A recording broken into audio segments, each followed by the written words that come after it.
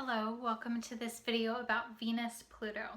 So this video is for you if you have Venus in aspect to Pluto in your birth chart, or if you are having a Pluto transit to your natal Venus, or if you simply are interested in astrology and you want to get to know the planetary archetypes better. So I'll make the distinction initially that there is a difference between having this as a natal aspect in your birth chart, so something that is with you for the extent of your lifetime. Now it may, so as I'm talking about these different symbols, these may be things that you experience over the course of your lifetime. There may be kind of an ebb and flow though, where maybe these issues are more present at one time versus the other. So that is different than a transit, which is more of an event. Pluto does move very slowly, so when there is any kind of Pluto transit, the effects can last anywhere from 6 months to maybe a couple of years, depending on if there's a retrograde over the area or not. That being said, even when there is a transit, life experiences do change us. So it's something that maybe there's not this intense experience happening, but it has changed you in some way. So I find, as with all of the Venus aspect videos that I'm making recently, but especially so with Pluto, I find that it helps to look back, so maybe you're watching this when you've experienced a Pluto transit, to help you understand exactly what the fuck happened. Again, I find that especially helpful with Pluto transits because Pluto has so many themes around shadow work and the unconscious and secrecy that it really takes more time to unpack what it was that happened and to understand the meaning behind those things. So my name is Shauna McGrath. I'm a counseling astrologer in San Diego, California, and I'm excited to share this with you. So Venus is about relationships, values, sensuality, sexuality. It's about attraction. And we could even say that Venus is associated with money because it is a symbol of what it is that we desire, what it is that we crave, and that craving is informed by our values, and money is really just a stand-in for value. So in contrast, Pluto is a symbol of what we'll call the unconscious, things that we're not aware of. It's a symbol of shadowy things, of mysterious things, of secret things, what is unknown or unsaid, or what is known but not said. It's also a symbol of rebirth, the experience of death and rebirth and death again, in that process of transformation. Transformation is a big catchword for Pluto. But what the fuck does that really mean, right? So transformation is when something goes through a phase of incubation and change that can never be reverted back. So the classic symbol of this is the phoenix rising, or the butterfly. The butterfly goes into, so the thing with the butterfly is everyone loves the butterfly, right?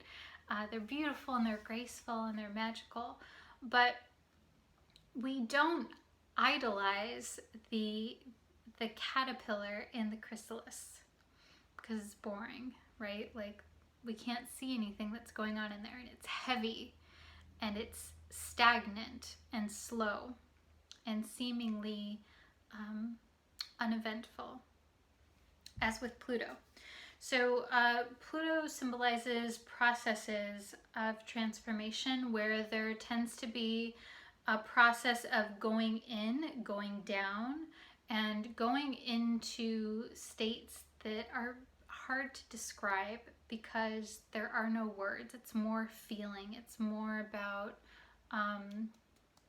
it's more visceral. And when a person has Pluto in aspect to any planet, but especially Venus, there is this feeling of constantly going through this process of going very deep within oneself and figuring things out and then coming out. So there's also this quality of purging that's associated with Pluto as well, with detoxifying and this is a process of the transformation as well, of figuring out what it is that is old and outdated, that has worn out essentially, and removing that and shedding that, like the way that a snake sheds its skin. There's this purging, there's this detoxification. Okay, so those are some of the symbols. In a more practical sense, what does this look like? So Pluto in aspect to Venus looks like a deep craving for intense relationships, for intense connections, for deeply emotional bonding with another human being. So people with Venus Pluto, they typically are not satisfied with superficial connections. They tend to actually connect with people very quickly, very deeply. What's interesting and kind of ironic is that people with Venus Neptune can also have, when there's this very deep, very intense connection, but then there can be just as quickly a pulling apart, and where I think this is because things go too fast, too much too fast, and then there's a need to pull back in an effort of protection, because Pluto really is about high sensitivity and intensity, but there's also this need to protect because there's a power and a strength there. Pluto also has this theme around engulfing. And again, that's like the things are too much, too fast. It is this symbol of the underworld and going down into the underworld. Venus-Pluto is also a symbol of psychology and therapy. People that have this aspect tend to be very interested in psychology, especially psychology that works with the unconscious or with unconscious patternings. Or these people tend to benefit from learning about psychology because it helps them understand themselves. The thing with Pluto people is that they notice things. They notice more than maybe they want to notice. They pick up on subtle cues, and they pick up on, especially Venus-Pluto, because Venus is relationships, Venus is other people. Someone with this aspect will notice things about others, friends, family, partners. They'll notice things that maybe even the person themselves does not notice or is not aware of.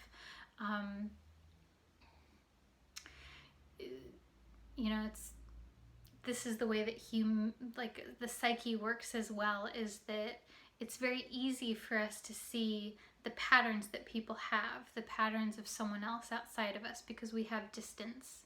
We have the luxury of space to view things, versus our own psyche. We can go through the same patterns over and over again and never see them. So this is the beauty of the Venus-Pluto person, is that even more than anyone normal, they're very astute in seeing things and seeing what's really going on with people. They can read between the lines. They can read between the lines in relationship patterns. Now, Pluto is also a symbol of power, control.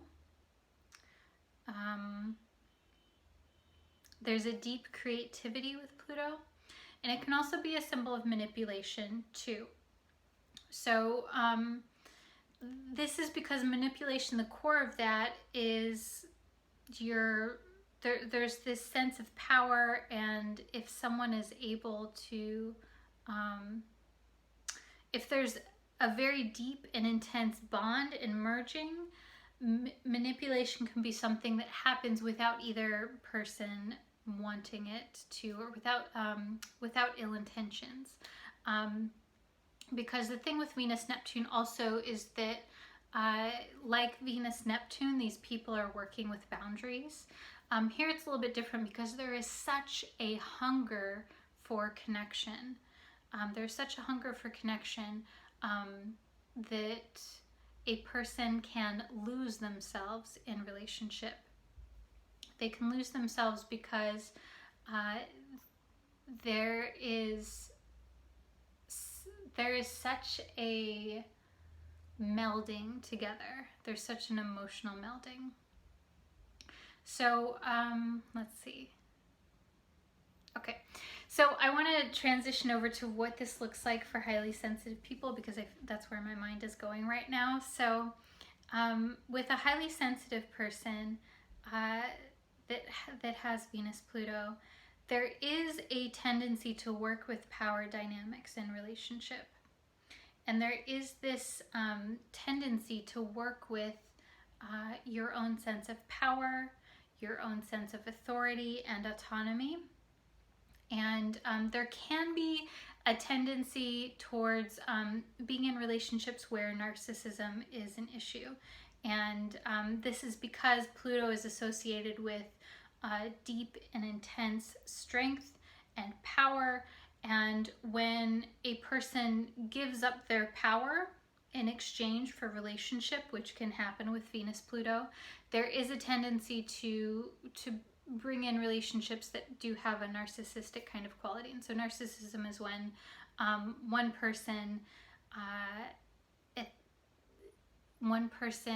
holds up and idolizes someone, but then drags them down at the same time. So I'm really overly simplifying it, but there can kind of be like this love-hate kind of quality, this intoxicating. It's very high intensity, it's very high passion, and there can be like this feeling of enthrallment. And so if you have Venus-Pluto, I'm not saying that that necessarily is going to happen to you or that's the way that things are, but there's a tendency towards these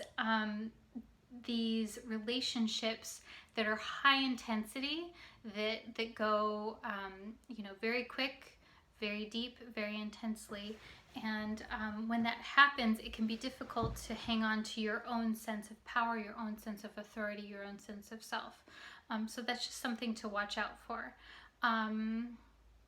Let's see. So the thing with boundaries too is it's about negotiating your power over yourself while being in a relationship. And so what that can look like is maintaining your own interests and values and awareness of who it is that you are in the world while being in a relationship. And Venus-Pluto can also show where these themes show up in family or in friends as well. So it doesn't necessarily need to be a romantic partner. But if you have this, again, I would watch out for where there are situations where someone else is trying to control your thoughts or your actions, or where you are trying to do that for someone else. Again, without maybe being aware of it. Where is it just a common pattern for you to do so? And I think it's good to notice that. And then I also think that one of the biggest things that you can do for yourself is to proceed with relationships in a way that is slow and steady as much as possible. Because, and I say this because you do connect with people very deeply and very intensely. And what I want for you is to be sure that these people are able to, they're able to be in relationship with you in a way that you need, that honors your sensitivity, that honors your intimacy. And I think that is the way to work with this dynamic that happens with Venus-Pluto people is, so there can be a tendency to be like all in really fast, and then maybe that person is not the way that you realized that they were, or things went too fast and now there's fear, and then to pull away very quickly and sometimes very permanently. So the way to manage that is to require that people take time to get to know you. And it's not about testing, but it's more about like allowing the process to unfold in a way that is sustainable for you. So it's kind of this fine line to walk, because you do require relationships that are deep and meaningful and based on intimacy and trust and vulnerability. But those things also do take time to develop, and so that is important for you to remember, because the more that you allow for the time for vulnerability and intimacy to develop, those are going to be relationships that are strong and safe and supportive for you. All right, so I hope that you found that helpful. If you did, please leave me a comment and let me know. Again, my name is Shauna McGrath. I'm a counseling astrologer in San Diego. And if you're interested in learning a little bit more about how Venus and Pluto work in your birth chart, or if you're having a transit, let me know. I'd be happy to do a session with you. You can book that on my website, shaunamcgrathastrology.com, or you can email me, shaunamcgrath@gmail.com. I'm wishing you a wonderful week, and I'll talk to you soon.